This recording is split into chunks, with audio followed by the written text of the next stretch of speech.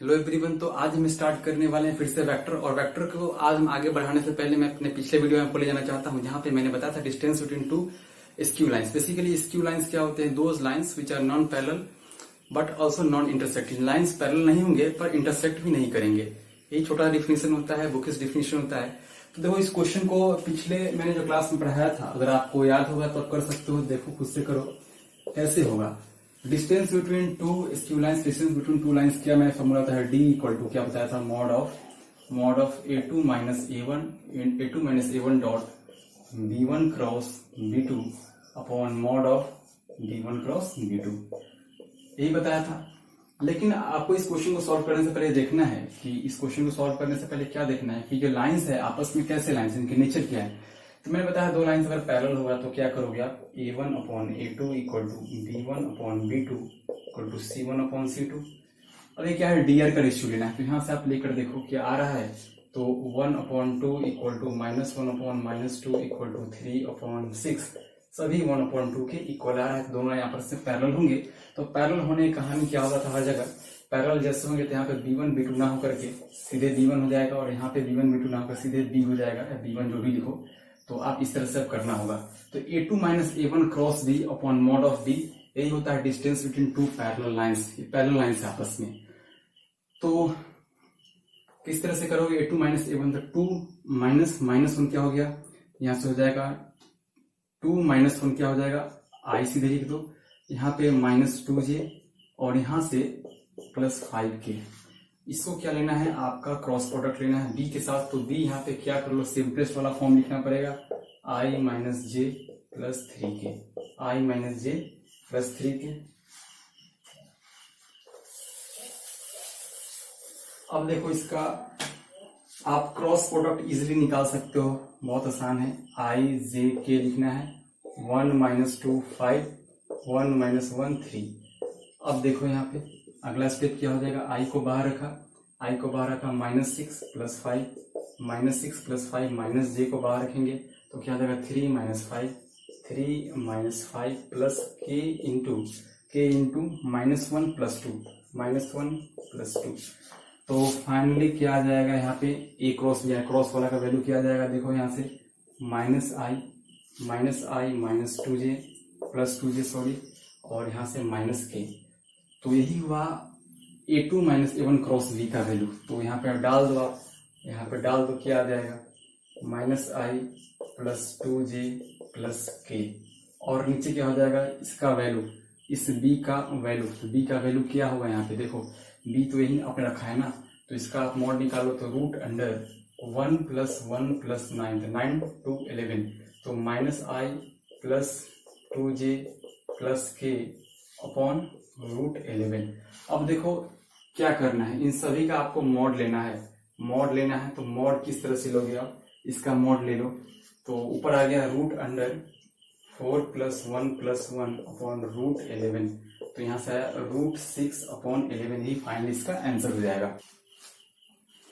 तो अगला टॉपिक हमारा foot of perpendicular. Important topic है, एनसीईआरटी में है या नहीं है उससे हमें मतलब नहीं है कि टॉपिक, लेकिन मेरी नजर में टॉपिक बहुत ही इंपॉर्टेंट है, इसे समझना जरूरी है। फुट ऑफ परपेंडिकुलर समझ आते हो तो अगला जो है आपका टॉपिक है इमेज। आप याद करो क्लास 11th में आपने कोऑर्डिनेट ज्योमेट्री पढ़ा होगा, स्ट्रेट लाइन में फुट ऑफ परपेंडिकुलर।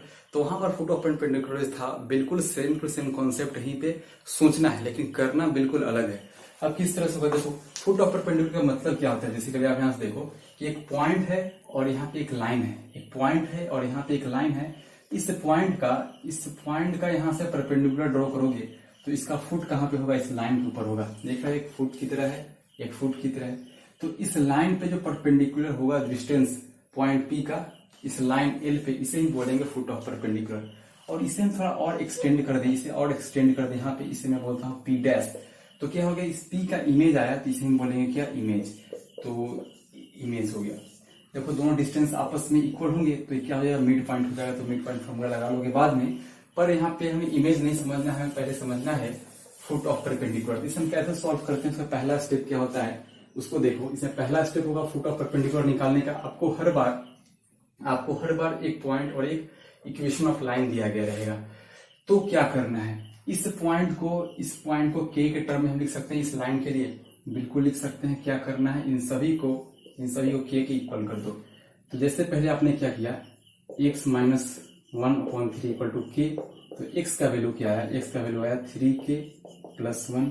उसी तरह से y minus 2/-1 equal to k करोगे तो यहाँ से y इक्वल टू क्या आ जाएगा, माइनस k प्लस 2, और z plus 3/-4 equal to k करने पे यहाँ से क्या आएगा, z equal to minus 4k minus 3।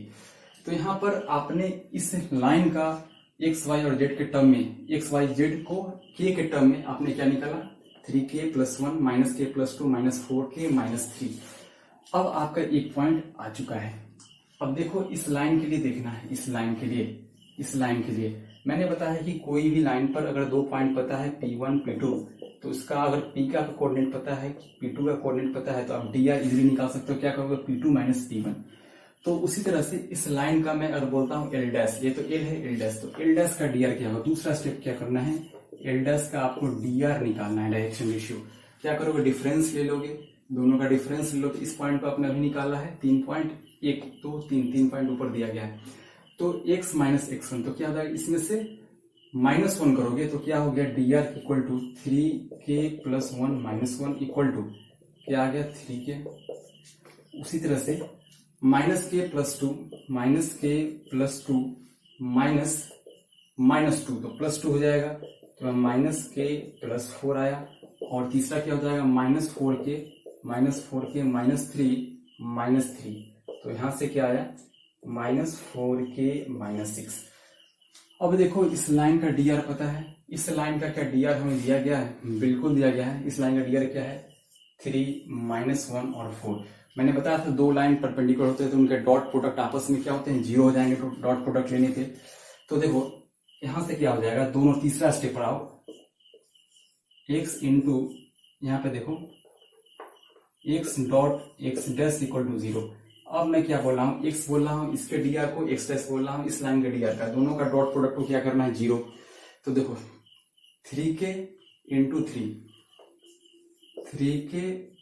3 plus 3k into 3, अगला स्टेप क्या हो जाएगा, minus k plus 4 into minus 1, और यहां से क्या है, -4k माइनस 6, इसका करेंगे हम -4 से मल्टीप्लाई, और मैंने क्या बोला है, 0 के इक्वल करना है।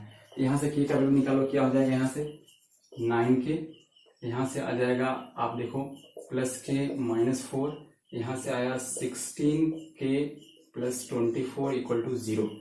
k वाले को ऐड करो, 9k प्लस k 10 और 16 क्या है, 26, तो 26k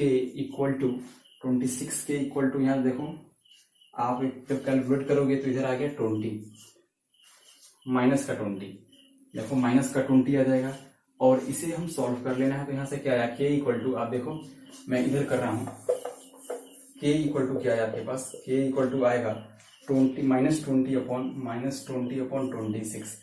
तो यहाँ से जब कैलकुलेट करोगे तो -10/13, k का वैल्यू आया -10/13। तो अभी तो हमें k का वैल्यू निकाला है। अब यहाँ पर डालोगे k का वैल्यू डाल के 3 इंटू -10/13 प्लस 1, तो यह पॉइंट निकलेगा x कोऑर्डिनेट वाला।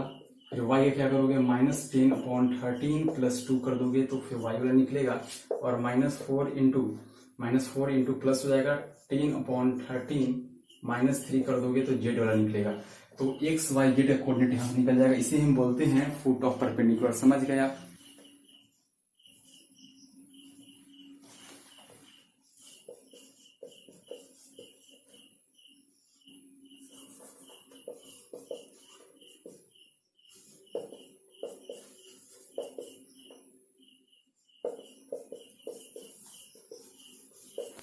अब देखो how to write the equation of any plane in 3D। Plane शुरू हो चुका है, प्लेन जानते हो, प्लेन का डिफिनेशन देने का जरूरत नहीं है।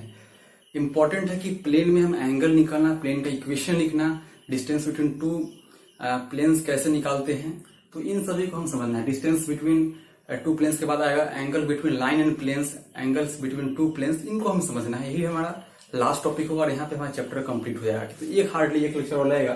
देखो एक प्लेन है, इस प्लेन पर तो प्लेन का इक्वेशन लिखने के लिए आपको पहले इक्वेशन ऑफ प्लेन लिखना काफी आसान हो सकता है, लेकिन आपको समझना पड़ेगा कि उससे प्लेन पे एक परपेंडिकुलर लाइन पता होना चाहिए और उस परपेंडिकुलर लाइन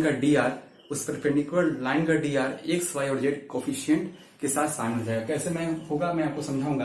देखो एक प्लेन में 3 वेक्टर हैं और 3 वेक्टर इस तरह से बनाए गए हैं। पहला है ओपी वेक्टर, एपी वेक्टर और एन जो है इस पे गिवन है। तीनों पे कहूं तो मैं परपेंडिकुलर है। इस प्लेन के ऊपर परपेंडिकुलर है कौन? एन वेक्टर, जो कि हमेशा दिया गया है क्वेश्चन में और नहीं दिया गया रहेगा तो निकालने का हिंट्स दिया गया रहेगा ताकि आप किसी भी प्लेन का इक्वेशन लिख सको।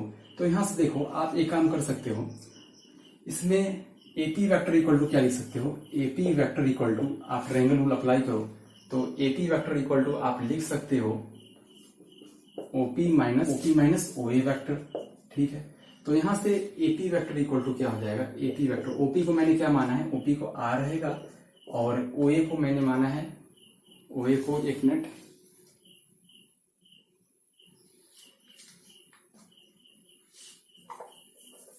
यहां देखो ओए को आपको ए लेना है तो ओए को लेना है ए वेक्टर, क्योंकि मैं एपी तो निकाल ही रहा हूं ना। तो यहां से देखो एपी वेक्टर इक्वल टू क्या आया? ओपी माइनस ओए और आर माइनस ए कर सकते हो। अब देखो यहां से तो आया एपी वेक्टर, लेकिन आप जानते हो एपी वेक्टर के परपेंडिकुलर कौन है? N vector. तो दोनों का एपी इंटू, तो यहां से क्या हो जाएगा? AP vector into n vector, तो 0 हो जाएगा क्योंकि दोनों का डॉट प्रोडक्ट 0 होगा क्योंकि दोनों आपस में परपेंडिकुलर है। एपी की जगह पे आप क्या डाल दोगे? आर माइनस ए वेक्टर, इसका डॉट प्रोडक्ट लेना है क्या? 0 की इक्वल। तो यहां से बिल्कुल आसान हो चुका है, equal to a into n vector. यही होता है किसी भी लाइन का, किसी भी प्लेन का इक्वेशन लिखना। R dot n vector equal to a dot n vector. अब देखो, अब यहाँ पर हम कुछ करने की कोशिश करेंगे, जनरलाइज करने की कोशिश करेंगे। तो यहाँ पर अगर हम इस इक्वेशन को और आगे बढ़ाएं तो इसमें देखो इन वेक्टर क्या है? परपेंडिकुलर है, तो हमेशा दिया गया रहेगा। तो दिया क्या गया है इस क्वेश्चन में? अगर कहीं भी दिया गया है ए I plus B J plus C के, ए I plus B J plus C के एन वेक्टर इक्वल टू है। तो मैं देखो यहाँ प्लेन बनाता हूं। इस प्लेन में यहाँ पे अगर दिया गया रहे x1 y1 z1, यहाँ पे है x y z और यहाँ पे एन वेक्टर दिया गया है ए बी सी के टर्म में, तो आप क्या कर सकते हो? इसी फॉर्मूला पे आप सब्स्टिट्यूट कर दो। आर वेक्टर इक्वल टू क्या लिख दोगे? आर तो है हमेशा एक्स वाई जेड के फॉर्म में होता है, तो एक्स आई प्लस वाई जे प्लस जेड के। ठीक है, आर वेक्टर हो गया। डॉट प्रोडक्ट किसके साथ लेना है? इन के साथ। इन क्या है?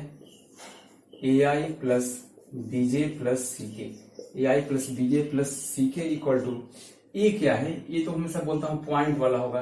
ए वेक्टर क्या होगा? पॉइंट वाला होगा, हमेशा बोलता हूं मैं। तो यहाँ पे x1 आई प्लस y1 जे प्लस z1 के। ठीक है, फिर से आपको क्या लेना है? यहाँ पर डॉट लेना है इन वेक्टर के साथ। तो इन वेक्टर क्या है? ए आई प्लस, तो कोई दिया गया है क्वेश्चन में इन vector A I plus B J plus C के। डॉट प्रोडक्ट लेना है, काफी आसान है। आई का आई के साथ यहाँ से क्या हो गया? एक्स इंटू ए, बाकी सारा 0। फिर यहाँ पे y इंटू बी और यहाँ से z into C equal to, अब यहां से देखो क्या आ जाएगा? x into A, x1 into A, उसी तरह से y1 into B plus z1 into C. अब यहाँ पे देखो ए वाले को एक साथ आए कॉमन ले लो आप, तो a into x minus x1 plus b into y minus y1 plus c into z minus z1 equal to 0। और इसे आप सर्किल करके या बॉक्स में जरूर लिख लेना क्योंकि काफी इंपॉर्टेंट है। और इक्वेशन ऑफ प्लेन लिखना आप यहां से निकाल सकते हो सीधे। अब देखो यहाँ पे इस फॉर्मूले को ध्यान से देखो, a into x minus x1 plus b into y minus y1 plus c into z minus z1। आपको सिर्फ यही याद रखना है, एग्जाम में आपको इतना प्रूफ करके यहाँ पे नहीं आना है। अब यहाँ पे फिर से यहाँ पे वापस आओ, यहाँ फिर से वापस आना है। n इक्वल टू क्या है? A b c. तो यहाँ पर देखो हर जगह क्या हो रहा है, मैंने पहले क्यों बताया कि किसी भी इक्वेशन और लिखना है प्लेन का तो हमें उसका परपेंडिकुलर वेक्टर पता होना चाहिए, इसीलिए पता होना चाहिए। देखो ए बी सी हमें रहना चाहिए तभी तो हम इक्वेशन लिख सकते हैं। दूसरा पॉइंट क्या होता है? पॉइंट होता है x1 y1 z1। तो देखो x1 y1 z1 क्या होगा डिफरेंस में, और आर वेक्टर क्या था? x y z। R vector क्या था? R vector equal to x y z। तो देखो एक्स वाई जेड यहाँ से ही आ रहा है। तो आपने सिंपली क्या देखा यहाँ पे, हमें पॉइंट रखना है x1 y1 z1, पता चल जाएगा कौन सा पॉइंट है क्योंकि सीधे लिखा रहेगा in write equation of plane in which vector n equal to ai plus bj plus ck which is passing through the points. तो पॉइंट्स दिया गया रहेगा और सिंपली आप निकाल सकते हो। तो क्या करना है, a into x minus x1 plus b into y minus y1 plus c into z minus z1। यहाँ पे a b और c क्या है, कोफिशिएंट ऑफ किसका है, आपको आना है n के साथ, coefficient of i j and k in perpendicular vector. तो ये पहला फॉर्म हुआ किसी भी इक्वेशन ऑफ प्लेन लिखना जब एक पॉइंट है पता हो और उसके ऊपर एक परपेंडिकुलर वेक्टर पता हो। तो एक मेथड यहाँ पे कंप्लीट हो जाता है। तो अगले 2 मेथड और होते हैं, या जितने ही मेथड होते हैं मैं आपको अगले लेक्चर में बताऊंगा। तो वीडियो को यहीं पे कंप्लीट करना होगा। अगर मैं जैसे ही वो वीडियो कंप्लीट करता हूँ, अगला वीडियो कंप्लीट करता हूँ, जैसे वहां पे 2 मेथड और बताऊंगा किसी भी प्लेन का इक्वेशन लिखना। उसके बाद देखो बहुत आसान है, आप खुद से कर सकते हो। जो 2 इक्वेशन में अगर आपको सिखा दूंगा तो उसके बाद जो अगला टॉपिक में बोल रहा हूँ थोड़ा बहुत बचा हुआ है, आप खुद से भी कर सकते हो। अगर आपने वेक्टर अभी तक लगातार सारे वीडियोस को देखा है, उसमें क्या होगा, एक लाइन का इक्वेशन होगा 2x plus 2y minus z equal to 0 और दूसरा है x plus y plus z equal to 0। देखो दोनों के बीच का एंगल निकालना होगा तो हम क्या करेंगे, cos थीटा। फिर से वही वाला केस, x का x के साथ, y का y के साथ, z का z के साथ, अपॉन इसका मोड अपॉन इसका मोड। दूसरा एक दिया गया रहेगा आपके पास प्लेन, दूसरा रहेगा एक लाइन। देखो इस बार अलग है, एक प्लेन है और एक लाइन है, तो इस बार cos थीटा ना करके sin थीटा लगाना होगा, sin थीटा लगाना होगा। समझ गए ना। तो अगर लाइन रहे तो cos थीटा, लाइन रहे तो cos थीटा, प्लेन रहे तो cos थीटा, लेकिन एक लाइन और एक प्लेन रहे तो sin थीटा। तो मैं समझता हूँ कि 98-99% तक चैप्टर यहाँ पे कंप्लीट हो जाता है। और आपने अभी तक इस चैप्टर को एनसीईआरटी से स्टार्ट नहीं किया है सॉल्व करना, तो जल्दी सॉल्व कर दिया। और अगला चैप्टर में हो सके तो इंटीग्रेशन स्टार्ट करूंगा, क्योंकि मैं नहीं चाहता कि उसको स्टार्ट करने से पहले आपके ऊपर थोड़ा भी लोड रहे पीछे वाले चैप्टर का। तो वीडियो को यहीं पे खत्म करता हूँ। Thanks for watching, God bless you all.